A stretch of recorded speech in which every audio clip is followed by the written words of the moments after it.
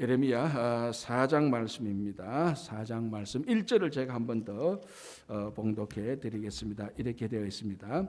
여호와께서 이르시되 이스라엘아 너가 돌아오려거든 내게로 돌아오라 라고 말합니다. 자, 우리가 2장 3장 이제 오늘 4장 읽는데 계속해서 반복되는 중요한 말씀 가운데 하나가 돌아온다는 말입니다. 이게 다른 말로 번역하면은 무슨 단어가 될게요? 여호와 하나님께 돌아온다 이 말을 다른 말로 하면은 하나님께 회개한다는 말하고 똑같습니다. 이게 히브리어로 슈브인데 이 슈브란 말은 너희들은 하나님께 회개하라 할 때도 이 말을 쓰고 하나님께 돌아오라 할 때도 이 단어를 쓰는 겁니다. 그러니까 오늘 너희가 이스라엘아 너가 회개하려거든 하나님께 회개하라 이 말하고 똑같습니다. 똑같은데 이제 번역을 하나님께 돌아오려거든 너희들이 돌아오거든 하나님께 돌아오라. 뭐 그거는 그때 상황 따라서 번역을 하면 되는 겁니다. 그러니까 우리말로 회개는 무슨 말이냐?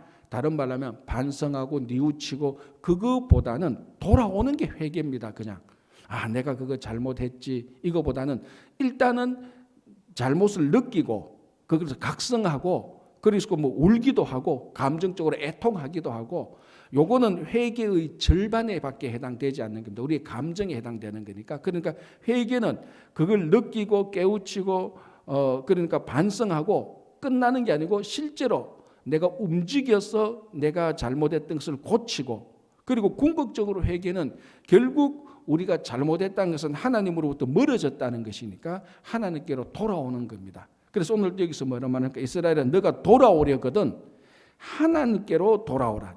하나님께서 너희들이 돌아오거든 내게로 돌아오라. 하나님께로 돌아오라는 것. 그러니까 회개는 내가 무엇을 잘못했다 이것도 맞지만은 여기에서 출발해서 내가 이제는 무엇을 보며 살 것인지 삶의 가치와 목적이 바뀌는 게 회개입니다. 그래서 하나님께로 가는 것, 하나님께로 돌아가는 것, 쉽게 말하자면 이거하고 똑같습니다. 우리가 누가복음 15장에 돌아온 탕자가 결국은 뭐 됩니까? 아버지께로 돌아오는 겁니다. 그 먼 타국에서 자기가 개가천선하여서 거기서 다시 자수성가하고 거기서 다시 잘 살고 거기서 다시 용기 얻고 힘을 얻고 거기서 타국에서 뭐 잘 살고 잘 먹고 하려고 하는 것이 아니고 아버지께로 그냥 돌아오는 겁니다. 그러니까 우리가 믿는 자들이 세상에 나가서 회개한다는 것은 거기서 내가 착하게 살고 거기서 내가 앞으로 나쁜 짓 안 하고 그게 회개가 아니고 그곳을 벗어나서 하나님께로 돌아오는 게 회개입니다. 가끔 어떤 사람들은 하나님께는 안 돌아오고 내가 착하게 살겠다. 그거는 회개가 아니에요. 오늘도 그래서 회개라는 말은 다시 도덕적으로 윤리적으로 깨우친다. 그게 아니고 그냥 돌아오는 게 회개입니다. 하나님께로 돌아오라. 그러면은 모든 일들이 자동적으로 다 해결이 될 수가 회복되고 해결이 되는 거죠. 그래서 오늘 예레미야가 앞으로도 계속해서 이런 말씀이 나옵니다. 너희들이 돌아오라. 특별히 뭐 나중에 우리 호세아, 아모스 이런 선지자들의 말씀을 돌아보면요, 이 돌아오라는 말이 얼마나 많은지 모릅니다. 그게 다 회개고요. 자 이제 여기 3절을 한번 보시기 바랍니다. 여호와께서 유다와 예루살렘 사람에게 이와 같이 이르노라. 너희 묵은 땅을 갈고 가시덤불에 파종하지 말라. 자, 또 회개란 말이 또 어떻게 표현되어지는가 하면 묵은 땅을 갈고라고 말합니다. 자, 이게 농사하는 사람들 이제 겨울 다 지나고 이제 봄 되면은 씨 뿌리고 이제 그 농사일 시작해야 되잖아요. 제일 먼저 하는 게 뭡니까?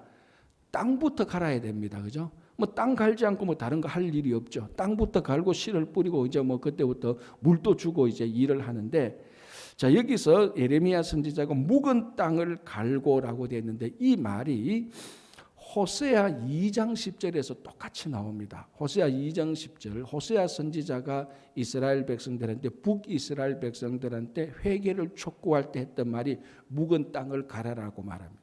자 그러면은 자 오늘 예레미야가 이제 여기 예레미야가 나오고 나중에 우리가 호세아 선지자가 나옵니다. 제가 몇 번이나 말씀드린 것처럼 이 성경은 시대 순으로 배열된 게 아닙니다. 자 호세아 선지자는 어느 시대 때 선지자인가 하면은 북이스라엘 시대 때 선지자입니다. 그러니까 예레미야는 남유다 말기니까 시대적으로 따지면 누가 더 선배입니까? 호세아가 더 선배예요. 그런데 호세아가 성경에는 뒤에 나오잖아요. 그래서 우리는 당연히 호세아가 나중 사람인 줄 알았는데 그게 아니고 호세아는 북이스라엘 사람들에게 말씀을 선포했던 선지자입니다. 그런데 자, 북이스라엘 죄송합니다. 북이스라엘이 얼마나 타락했습니까? 19명의 왕들이 전부 다 하나님께서 보시길 때는 다 엉망진창이었지 않습니까? 그때 이 북이스라엘의 호세아라는 선지자가 하나님의 사랑을 가지고, 그래서 호세아 선지자의 별명이 사랑의 선지자고, 이 예레미야 선지자의 별명은 고난의 선지자입니다. 그래서 북이스라엘의 호세아 선지자를 통해서 하나님의 사랑이 얼마나 깊고 넓은지 그것을 선포했습니다. 그때 호세아 선지자가 북이스라엘 백성들한테 너희 묵은 땅을 갈아라라고 말을 했습니다. 그런데 한참 지난 한 100년에서 120년 이후에 남유다의 예레미야 선지자가 남유다가 지금 되어가는 이 꼴을 보고 하는 말이 뭡니까? 너희 묵은 땅을 갈라라고 말했습니다. 자, 어제 우리가 무슨 말을 했는가 하면은 하나님께서 북이스라엘보다 오히려 남유다가 더 반역했다. 배역한 북이스라엘보다 반역한 남유다의 죄가 더 크다. 그러니까 배역한 이스라엘이 반역한 남유다보다 더 의로웠다라고 말을 했습니다. 그러면서 무슨 말을 했는가 하면은 남유다는 북이스라엘이 멸망하는 것을 다 보고도 150년, 그러니까 150년 이후에 남유다가 멸망을 합니다. 그러니까 북이스라엘이 기원전 732년에 멸망하고 남유다는 기원전 587년에 멸망합니다. 150년 뒤에 남유다가 멸망하는데 남유다는 북이스라엘이 어떻게 멸망하는 것을 다 보고 겪고 했습니다. 그럼에도 이 남유다가 지금 멸망하기 직전에는 북이스라엘하고 똑같았거든. 아니, 더했습니다. 그러니까 지금 남유다의 형편이 멸망하는 북이스라엘하고 똑같고, 아니 더했다면은 지금 이 남유다의 모습은 멸망할 수밖에 없는 거죠. 그런데 똑같이 나라가 멸망할 때에 북이스라엘의 호세아 선지자가 너희 묵은 땅을 갈라고 선포했는데, 이 유다의 예레미야 선지자도 똑같이 남유다를 보고 너희 묵은 땅을 갈라라고 말을 했어요. 이게 그러니까 농사 짓는 것의 표현이죠. 그럼 오늘날 선지자가 나타났다면은 이 멸망해가고 타락해가는 이 시대에 선지자가 하는 말도 묵은 땅을 갈아라라고 우리에게 말씀을 하시는 것이 분명합니다.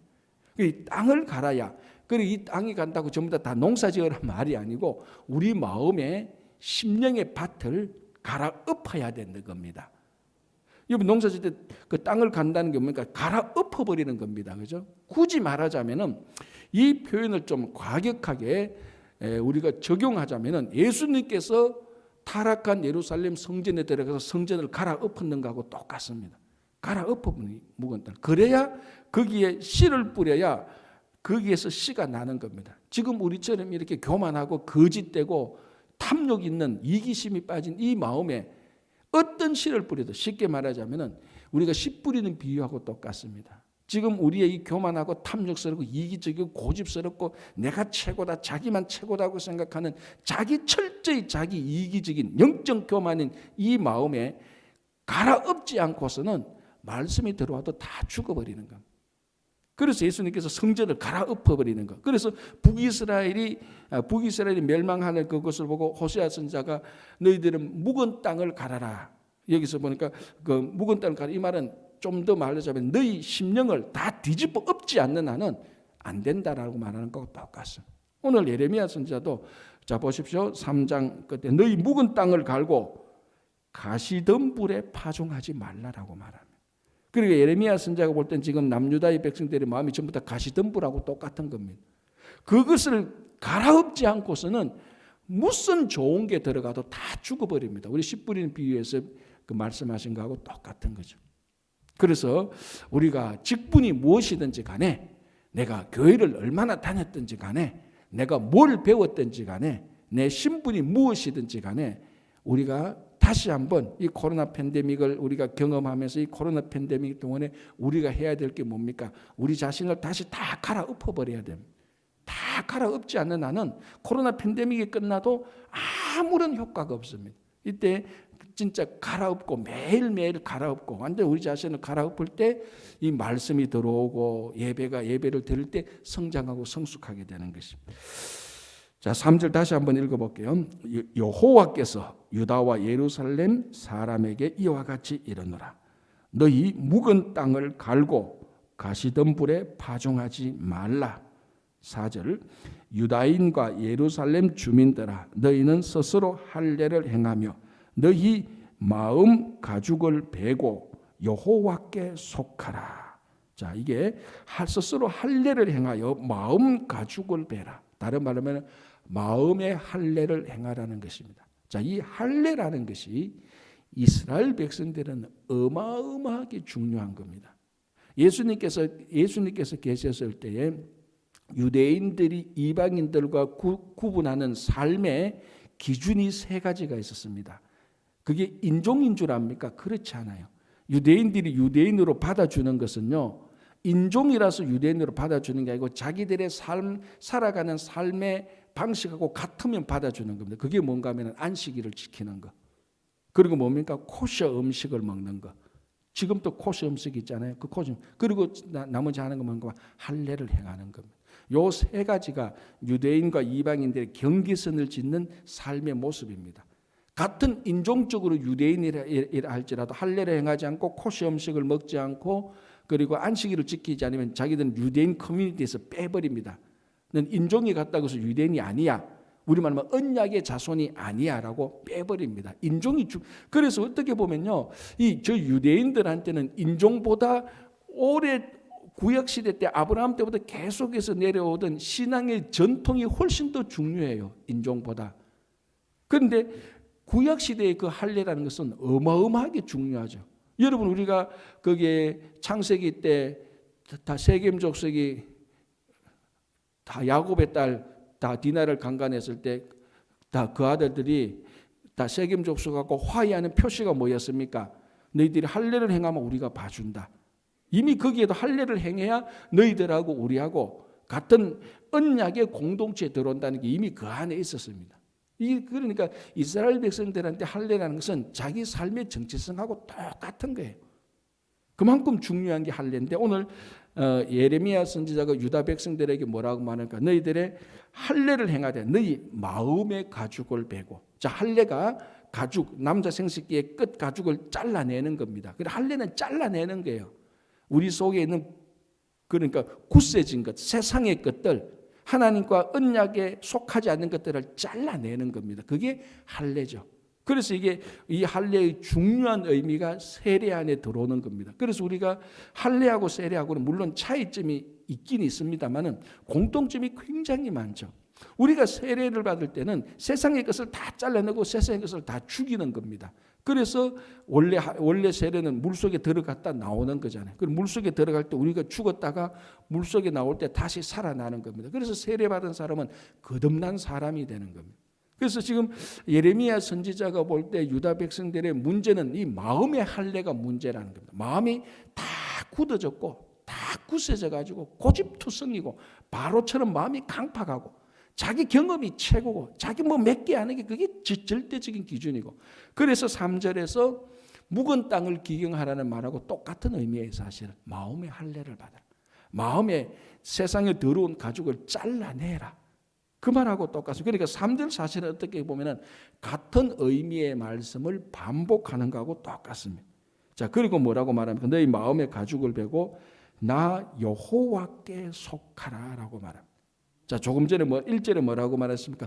너희들이 회개하라. 그런데 돌아오려거든 여호와께로 돌아오라고 말합니다. 그러니까 여호와께 돌아. 아까 제가 탕자 비유 말씀드린 것처럼 이 탕자가 세상에 가서 자기가 이제 그 잘못된 것을 알았습니다. 회개가 뭡니까? 그곳에서 잘 먹고 잘 살고 그곳에서 개가 천선하는 게 회개가 아니고 그곳에서 돌아와서 아버지 집으로 오는 게 회개입니다. 그러니까 아버지 집에 다시 속하는 게 회개죠. 그곳에서 아버지 집에 속하지 않고 그곳에서 출세하고 성공하는 게 회개가 아니고 일단 그곳에서 벗어나서 아버지께로 돌아오는 거. 그래서 오늘 또 4절에 너희들이 마음의 가죽을 베고 나 여호와께 속하라라고 말. 그러니까 이 남유다 때 백성들은 하나님께 속한 사람들입니까? 아닙니까? 안 속한 거죠. 그냥 껍질만 이스라엘 사람이에요.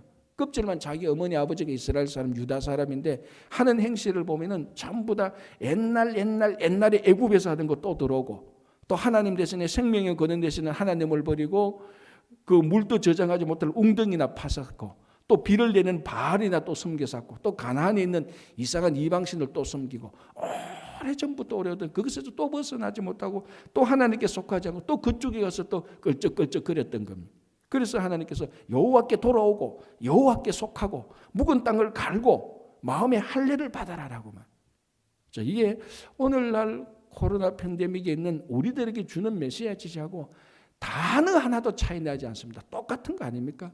온 인류에게 하나님께서 지금 이 말씀을 통해서 마음의 할례를 받고 마음의 묵은 땅, 우리 삶 자체를 한번 뒤집어 엎어보고 그리고 하나님께 속하라. 완전히 하나님께 돌아오라라고 이렇게 강력한, 그래 에레미야 선지자가 이렇게 강력한 메시지를 선포하니 백성들이 뭐 좋아하겠습니까? 뭐 따뜻하게 위로하고, 자, 그 당시 거짓 선지자들은 평강하다 괜찮다 이렇게 말을 했는데 에레미야 선지자는 괜찮은 게 아니야, 지금 우리는 죽기 일보 직전이야 라고 이렇게 말을 하고 있는 것입니다. 자, 5절 보겠습니다. 이제 그러면서 또 심판을 선포하고 있는 거죠. 이렇게 되었습니다. 5절만 볼게요. 너희는 유다에 선포하며 예루살렘에 공포하여 이르기를 이 땅에서 나팔을 불라 또 크게 외쳐 이르기라. 그래서 여기서 5절, 6절, 7절. 자, 6절 끝에 보십시오. 내가 북방에서 재난과 큰 멸망을 가져오리라. 자, 하나님께서 말씀하십니다. 예레미야 선지자를 통해서 하기를 누가 하나님이 북방에서 재난과 큰 멸망을 가져오리라. 자, 이게 뭐에 대한 예언입니까? 그렇죠. 북방에 있는 바벨론이 쳐들어올 것이라는 예언입니다. 북방. 그러니까 지금 이제 하나님께서 이스라엘 백성들이 진짜로 회개하지 않고 여호와께 속하지 않을 때는 하나님께서 북방에서 재난을 가져올 거다. 이제 그 북방에 있는 나라들은 아수르 아니면 바벨론인데 아수르가 바벨론한테 나중에 패배하게 되니까 바벨론이 이제 북방에서 쳐들어오는 거죠. 그렇게 해서 하나님께서 바벨론을 이스라엘 백성들의 심판의 도구로 씁니다. 그건 이미 우리가 이사야 때 살펴봤습니다. 진노의 막대기로 섰죠. 그런데 이 진노의 막대기가 또 교만하여 하나님한테 또 버림을 받게 되는 것 우리 이사야 때 봤습니다. 자, 여기서 5절 6절 7절에서 알 수 있는 것은 두 가지입니다. 첫 번째, 회개하지 않거든 북방에서 재난이 올 것이다. 그런데 이 모든 것의 주관자가 누구냐? 하나님이라는 것입니다. 그러니까 하나님께서 심판을 명하기도, 하나님께서 심판을 시작하기도 하지만 하나님께서 심판을 끝내기도 한다는 것입니다. 똑같죠. 지금 우리가 인류가 처한 이 코로나 팬데믹이 뭐 이런저런 무슨 이유를 대든지 간에 하나님께서 허락하셨기 때문에 이 일이 우리에게 닥친 겁니다. 그래서 하나님의 허락의 시작이 코로나 팬데믹이 왔다면은 절대 주권자, 최종 절대 주권자가 하나님이었다면은 이것을 허락하신 하나님께서 끝내는 것도 하나님께서 끝내시는 것입니다. 똑같습니다. 그렇게 말씀하는 것입니다. 자, 그래서 이제 심판을 예고하고 난 다음에 8절 보시기 바랍니다. 이로 말미암아, 뭡니까? 심판이 있고 너희들이 회개하지 않고 심판이 있으니 이로 말미암아 너희는 굵은 배를 두르고 애곡하라. 이는 여호와의 명렬한 노가 아직 너희에게서 돌이키지 아니하였습니다. 아직 하나님의 진노가 있다는 겁니다. 그러니까 빨리 하나님의 진노를 물러가게 하기 위해서 굵은 배를 두르고 애곡하라. 전형적인 무슨 모습? 회개의 모습이잖아요. 굵은 배를, 그러니까 세상에 평이한 복장을 벗고 베옷을 입고 회개하고 애곡하고 또 우리가 다른 모습 보면 죄를 뒤집어 쓰고 그렇게 하는 것이 전형적인 회개하는 모습. 1절에서 하나님께서 돌아오는 모습, 마음의 할례를 받는 모습, 굵은 배를 입는 모습, 사실은 다 같은 의미입니다. 그렇죠? 여기서 하나님께 애곡하라, 회개하는 것인데 이 애곡의 의미는 하나님에게는 애곡하고 하나님께는 애곡하고 세상에 대해서는 슬픈 마음을 가지게 되는 것입니다. 자, 그래서 한번 보시기 바랍니다. 10절 보십시오. 내가 이르되, 자, 이거는 선지자 예레미야 말입니다. 선지자가 이르되 슬퍼도소이다.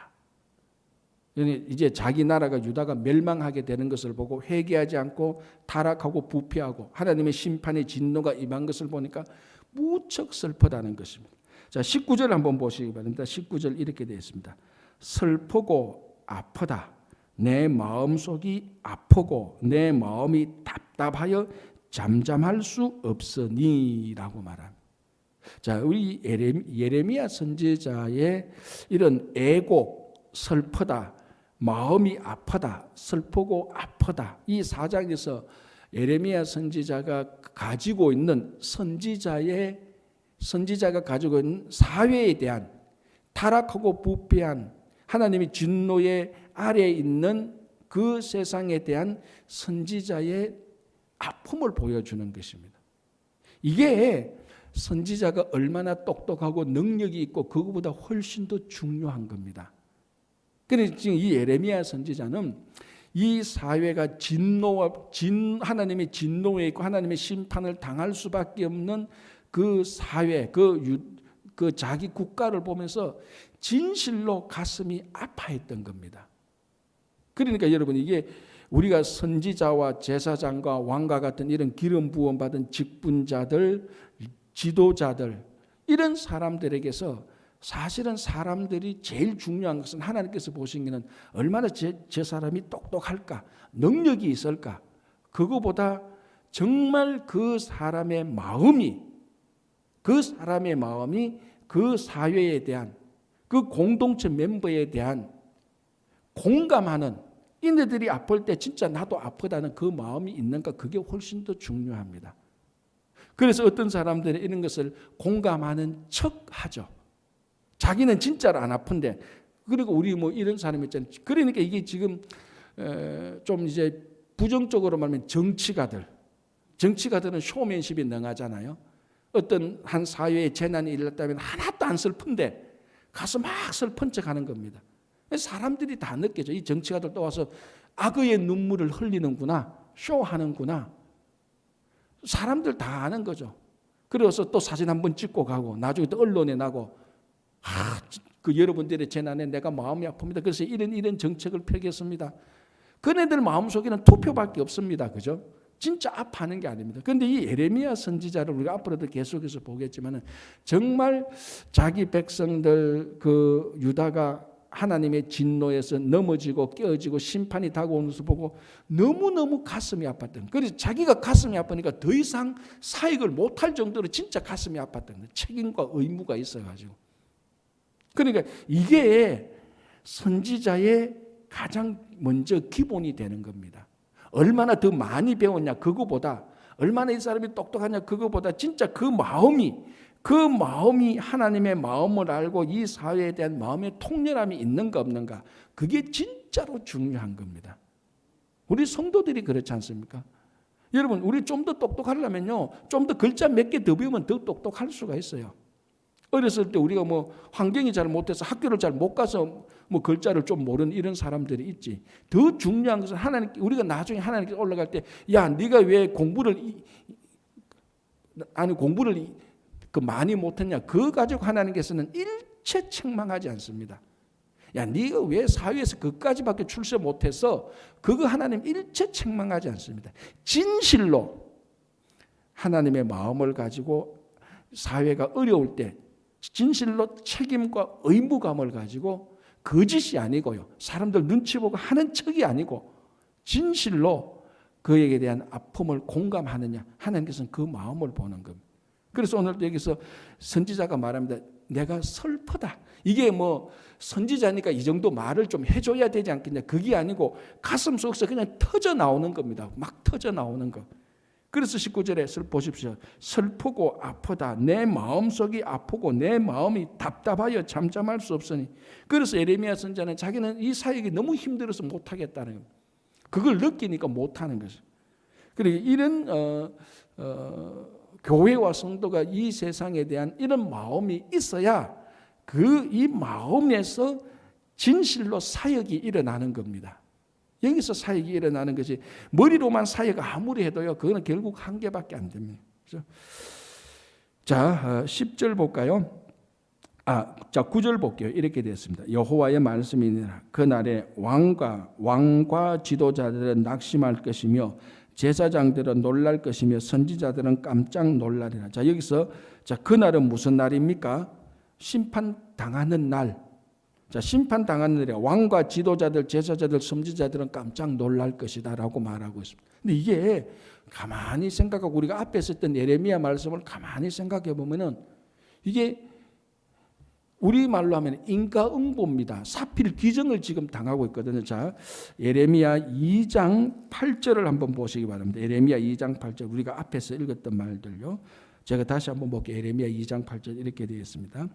제사장들은 여호와께서 어디 계시냐 말하지 아니하였으며 율법을 다루는 자들은 나를 알지 못하며 관리들도 나에게 반역하며 선지자들은 바알의 이름으로 예언하고 무익한 것들을 따랐느니라. 자, 제가 이 말씀하면서 뭐라고 말했습니까? 그 당시 지도자들의 타락, 지도자들의 부패. 그래서 2장 9절부터는 또 백성들이 타락하게 되었다라고 말했습니다. 그러니까 2장 8절에 보면은 이미 제사장들, 관리자들, 말씀을 맡던 선지자들 다 타락하고 자기들이 하나님의 말씀대로 살지 않았습니다. 그런데 오늘 4장 9절을 보니까 나라가 망하니까 깜짝 놀란대. 이게 왜 놀라는 거예요? 당연한 거 아니에요? 자기들이 그만큼 하나님 말씀 2장 8절에 뭐 하나님 말씀을 선포하지 않고 자기들 마음대로 살아놓고 그걸 예레미야 선지자들이 그러면 너희들이 망할 거라고 실컷 얘기했는데 망하니까 우리가 왜 망해 하고 충격을 받았다는 겁니다. 이게 충격을 받은 게 아니고 당연히 사필 규정이죠. 당연히 그렇게 될 수밖에 없는 일인데 충격을 받는 겁니다. 이게 가만히 보면 우리 모습하고 똑같아. 지가 나쁜 짓은 지가 다 해놔놓고 나중에 심판받으면 내가 왜 이래 받아요? 자기가 충격을 받는다. 네가 왜 그래? 네가 그래야 되는 거지. 그렇잖아요. 자기가 악한 일 다 하고 험한 일 다 해놔놓고 나중에는 내가 왜 심판을 받아요? 심판받을 일 다 해놔놓고. 지금 4장 9절이 지금 그거하고 똑같습니다. 똑같은 그 지도자들 나오지 않습니까? 그러니까 이게 참 모순이 되는 겁니다. 그렇죠? 자, 10절 볼까요? 내가 이르되 슬퍼도소이다. 주 여호와여 주께서 진실로 이 백성과 여호와를 크게 속이셨나니. 자, 이제 요 말이 사실은 약간 헷갈리는데 한번 더 읽어볼게요. 내가 이르되 슬퍼도소이다. 주 여호와여 주께서 진실로 이 백성과 예루살렘을 크게 속이셨나이다. 이러시기를 너희에게 평강이 있으리라 하시더니 칼이 생명에 이르렀나이다. 하나님께서 우리에게 평강을 주신다 그래놓고 우리를 심판하신다. 우리를 속였네. 자, 이 말을 누가 하는가 하면은, 자, 여러분 혹시 성경책 보면은 거기에 난 왜라고 되어 있는데 제가 가지고 있는 성경책에는 갈로 2번 해놓고 그 밑에 주석을 보면은 그들이 이르기를 이렇게 되어 있습니다. 여러분 혹시 성경책에 그렇게 되어 있는 게 있습니까? 예, 그 성경책이 이제 좀 필요한 거예요. 어떤 성경책은 이제 요 본문만 나오기 때문에. 그래서 이게 여러분 보십시오. 이 예레미야가 지금으로부터 2000 몇백 년 전에 기록된 겁니다. 그죠? 2000 몇백 년 전에 기록된 것이 그게 어떤 히브리어 문구에 의해서 주어가 살짝 빠지기도 하고 이게 원본이 그대로 있는 것이 아니고 사본들이 있으니까 여기 이제 약간씩 우리가 그러니까 이런 걸 연구를 위해서 학자들이 필요하다는 거예요, 사실은. 그래서 학자들이 이렇게 연구를 하면서 이 부분에 하나님께서 이 백성과 예루살렘을 크게 속이셨다. 하나님께서 평강을 주신다 그래놓고 칼이 생명에 이르렀다. 요들은 누가 말했는가 하면 자세히 말하기를 그들이 말했다는 겁니다. 그들 누구? 거짓 선지자들. 자, 예레미야에서 전체적으로 흐름으로 거짓 선지자들은 계속 평강을 외칩니다. 거짓 평강을 외칩니다. 그런데 예레미야만 심판을 외치는 거예요. 그리고 이게 예레미야가 힘든 게 다른 선지자들하고 입장이 반대죠. 다른 선지자들은 뭡니까? 평강을 외치고 다른 사람 보통 선지자들이 평강을 외치고 거짓 선지자들이 이놈 나쁜 놈 막 이렇게 말하는데 예레미야는 우리나라는 망할 수밖에 없다. 유다는 망해야 된다라고 말하니까 백성들이 다른 사람들이 다 싫어하는 겁니다. 그런데 거짓 선지자들은 괜찮아. 평강이 하나님께서 우리를 망하게 하지 않을까? 평강을 주실 거야. 그렇게 말을 했다는. 그러니까 여기 보니까 이제 막상 심판이 임하니까 거짓 선지자들이 속았다. 아니 하나님 우리에게 평강을 주신다고 그랬잖아요. 그런데 왜 칼이 우리에게 다가옵니까?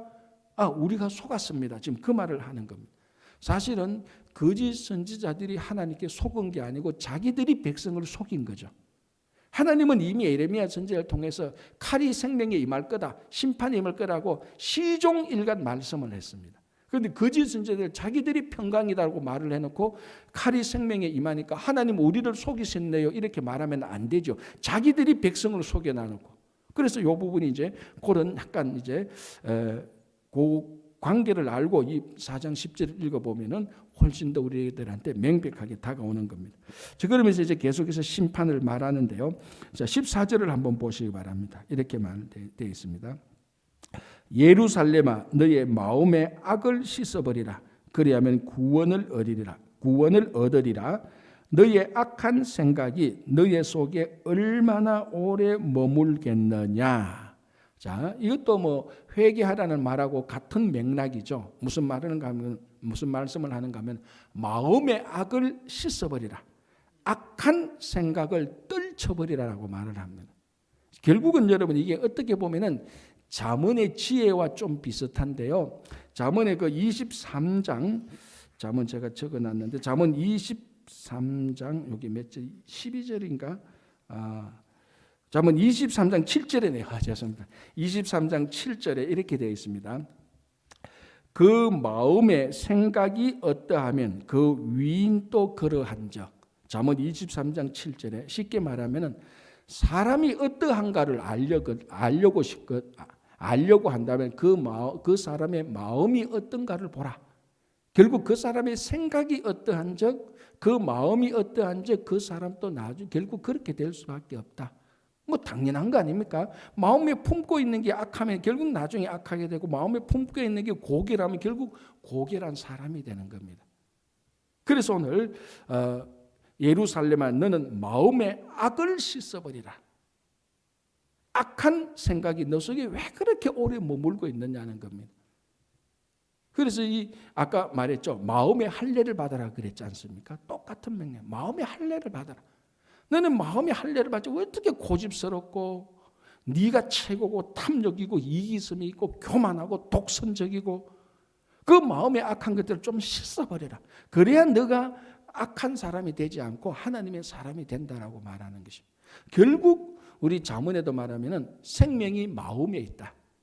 그래서 이 마음 속에 우리가 진실로 하나님의 말씀을 담고 하나님의 마음을 우리 마음에 담고 세상에 좀 나들나들한 게 붙은 걸 좀 떨쳐내고 그게 우리가 이 코로나 팬데믹 기간 동안에 우리 속에 있는 악한 것들을 계속해서 드러내는 떼어내는 그런 기간이 되어야 되는 것입니다. 그래서 결국은 우리 마음에 무엇이 있느냐에 따라서 결국은 그 사람대로 갑니다. 그렇게 갈 수밖에 없죠. 마음에 악한 것이 있으면 악하게 되고 마음에 하나님의 뜻이 있으면 결국 하나님의 뜻을 세우는 사람이 되는 겁니다. 그래서 오늘 이 말씀을 보면서 우리가 다시 한번 우리 마음에 악한 것들을 다 제하고 주님의 선한 뜻을 품고 말씀을 품고 살아가시는 여러분 되시기를 바랍니다. 기도하겠습니다. 하나님 아버지 감사합니다. 오늘도 하루를 시작하면서 우리 마음의 할례를 받고 하루를 시작하오니 우리 마음의 악한 것을 제하여 버리고 씻어버리고 하루를 시작하오니 오늘도 우리 마음의 어떠함처럼 우리 하루의 삶이 어떠해질 수 있도록 도와주시옵소서. 이 아침에 주님의 말씀을 마음에 품고 하루를 시작하오니 오늘도 우리 하루가 주님의 말씀대로 우리 삶에 이루어질 수 있도록 도와주시옵소서. 주님, 오늘도 우리 성도님들 위해서 기도합니다. 건강과 재정과 또 여러 가지 가정과 일터에 어려움이 있습니다. 주님 앞에 나와서 기도하오니 우리의 모든 어려움을 들어주시고 또 해결하여 주시옵소서. 특별히 건강으로 어려움을 겪고 있는 여러 성도님들, 특별히 김영만 장로님, 또 주님께서 이 아침에 고쳐주시고 회복시켜 주실 것을 믿습니다. 일터와 재정과 가정에 어렵고 힘든 시기를 보내고 있는 성도님들이 있습니다. 주님, 이 어려운 이 기간 동안에 우리가 다시 한번 하나님의 말씀을 생각하며 다시 하나님께로 돌아가는 시간이 되게 하여 주시고 하나님께서는 우리 삶을 회복시켜 주실 것을 믿습니다. 주님, 귀한 일꾼들을 세우셔사오니 또 임직받는 분들을 통하여서 교회가 든든히 서게 하시고 이 코로나 팬데믹 기간 동안에 특별히 우리 자녀들, 주일학교 자녀들 주님께서 살펴주시고 그들의 믿음이 떨어지지 않도록 그들의 지혜와 그들의 건강을 주님께서 붙들어 주시옵소서. 감사하오며 예수님 이름으로 기도합니다. 아멘.